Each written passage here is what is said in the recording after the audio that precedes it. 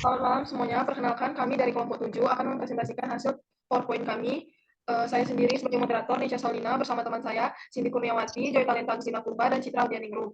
Baiklah, di sini kami akan membahas perbandingan isi Mukadimah Konstitusi RIS dan Mukadimah Undang-Undang Dasar sementara 1950. Isi Mukadimah Konstitusi RIS adalah bahwa sesungguhnya kemerdekaan itu ialah hak segala bangsa, dan oleh sebab itu maka penjajahan di atas dunia harus dihapuskan karena tidak sesuai dengan peri kemanusiaan dan peri keadilan.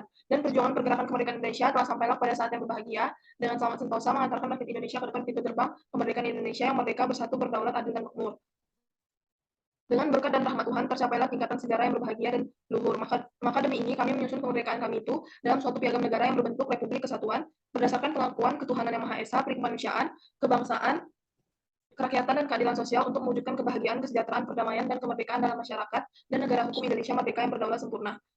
Sedangkan isi Mukadimah Undang-Undang Dasar sementara 1950 pada alinea keempat Mukadimah tersebut berbunyi, maka demi ini kami menyusun kemerdekaan kami itu dalam suatu piagam negara yang berbentuk Republik Kesatuan. Selain itu, pasal 1 ayat 1 Undang-Undang Dasar sementara 1950 juga menyatakan bahwa negara Republik Indonesia adalah negara hukum yang demokratis dan berbentuk kesatuan.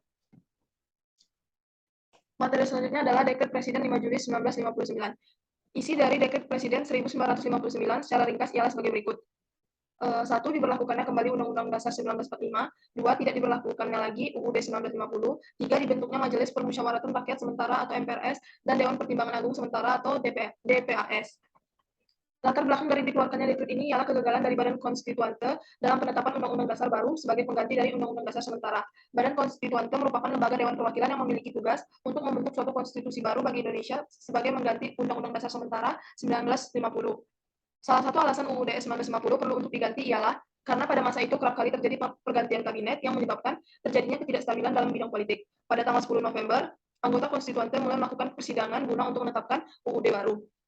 Baiklah, materi selanjutnya akan dibacakan oleh teman saya, Cindy Kurniawati. Kepada Cindy Kurniawati, saya persilakan. Baik, terima kasih Nesya. Materi selanjutnya adalah penyimpangan peristiwa G30 SPKI.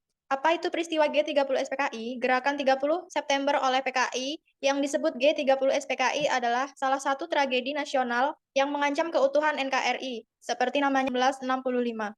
Peristiwa itu berlangsung selama 2 hari, yakni sampai tanggal 1 Oktober 1965. Penyimpangan nilai-nilai Pancasila pada peristiwa G30 SPKI. Yang pertama, PKI berkeinginan mengubah ideologi PKI dengan sangat kejam membunuh para ulama, santri, dan orang-orang yang dianggap menentangnya. Yang ketiga, PKI berusaha memecah belah persatuan Indonesia dengan menghembuskan propaganda kebohongan. Dan yang terakhir, PKI menculik dan membunuh perwira Angkatan Darat di daerah Lubang Buaya. Proses peralihan kekuasaan Soekarno terhadap Soeharto. Peralihan kekuasaan politik dari Soekarno ke Soeharto diawali dengan Super Semar yang memberikan kekuasaan bagi Soeharto rentan akibat peristiwa G30 SPKI dengan membubarkan PKI dan menangkap para partisipasinya. Super Semar disahkan pada TAP MPRS nomor 9 tahun 1966 dan gelar Soekarno sebagai Presiden 66. MPRS memberikan wewenang kepada ditetapkan sebagai pejabat presiden pada 12 Maret 1967 tolak oleh MPRS. Soeharto berhasil menjadi presiden sesuai hasil sidang umum MPRS TAP MPRS nomor 11 MPRS tahun 1968 pada 27 Maret 1968. Ini apa? Pengaruh peradaban Islam dalam masyarakat Minang. Peranan Islam sangat penting dalam budaya Minang, di mana surau atau musola agama Islam berperan penting dalam upacara seperti pernikahan dan khitanan. Baiklah, materi selanjutnya akan dibacakan oleh teman saya yang bernama Joy Talenta. Kepada Joy, saya persilakan. Pengaruh peradaban Kristen dalam masyarakat Toraja. Aluk Todolo merupakan kepercayaan asli yang dimiliki oleh suku Toraja. Istilah ini sendiri berasal dari kata aluk yang berarti aturan atau cara hidup dan Todolo yang berarti nenek moyang. Awalnya kepercayaan leluhur Toraja ini hanya di Toraja. Agama lokal ini disebut Aluk Todolo oleh Zending dan Gereja Toraja. Menurut para penganutnya, mulanya Aluk Todolo diturunkan oleh Puang Matua atau Sang Pencipta pada leluhur pertama Datu Lauku yang kemudian menurunkan ajarannya kepada anak kewajiban untuk menyembah dan memuliakan Puang Matua dan juga para leluhur mereka yang diwujudkan dalam berbagai sikap hidup serta ritual-ritual. Pancasila sebagai pandangan hidup bangsa. Menurut Pancasila sebagai pandangan hidup, satu, ketuhanan yang Maha Esa. Sila pertama ini mengartikan bahwa kita sebagai warga negara Indonesia mempercayai kemanusiaan yang adil dan beradab. Sila kedua ini kita sebagai warga negara diminta untuk memahami bahwa setiap manusia memiliki derajat yang sama, sehingga kita harus saling menyayangi satu sama lain. Tiga, persatuan Indonesia. Sila ketiga berarti kita harus mempunyai kepribadian yang rela berkorban dari serta bangga pada negara. 4. Kerakyatan yang dipimpin oleh hikmat kebijaksanaan dalam permusyawaratan perwakilan. Sila keempat ini mengajak kita untuk tidak memaksakan kehendaknya pada orang lain dan mengutamakan kepentingan negara dan orang lain. 5. Keadilan sosial bagi seluruh rakyat Indonesia. Perbuatan luhur dengan cara kekeluargaan dan gotong royong selalu bersikap baik. Musyawarah. Musyawarah dilaksanakan dengan akal sehat dan sesuai dengan hati nurani yang luhur agar diperoleh hasil keputusan bersama yang dapat dipertanggungjawabkan setujui sebagai keputusan berdasarkan kebulatan pendapat sebagai hasil musyawarah. Ada beberapa cara pengambilan keputusan yang harus diperhatikan agar musyawarah mencapai kata mufakat. 1. Setiap orang diberi hak dan kebebasan yang sama untuk menyampaikan pendapat dalam musyawarah. 2. Pendapat yang disampaikan oleh setiap masuk akal. 3.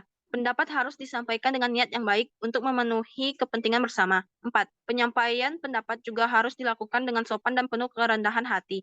5. Dalam musyawarah, lebih menonjolkan hingga akan mudah mencapai kesepakatan bersama. Baiklah, materi selanjutnya akan dibacakan oleh teman saya bernama Citra. Kepada Citra, saya persilakan. Bentuk kearifan yang timbul ketika musyawarah itu berlangsung adalah menghargai, menghormati keputusan atau pendapat orang lain. Berikut ini adalah beberapa kendala yang dapat terjadi ketika musyawarah berlangsung. 1. Tidak adanya rasa saling menghargai, lebih mengedepankan keegoisan diri. 4. Ingin terlihat selalu di depan. Next.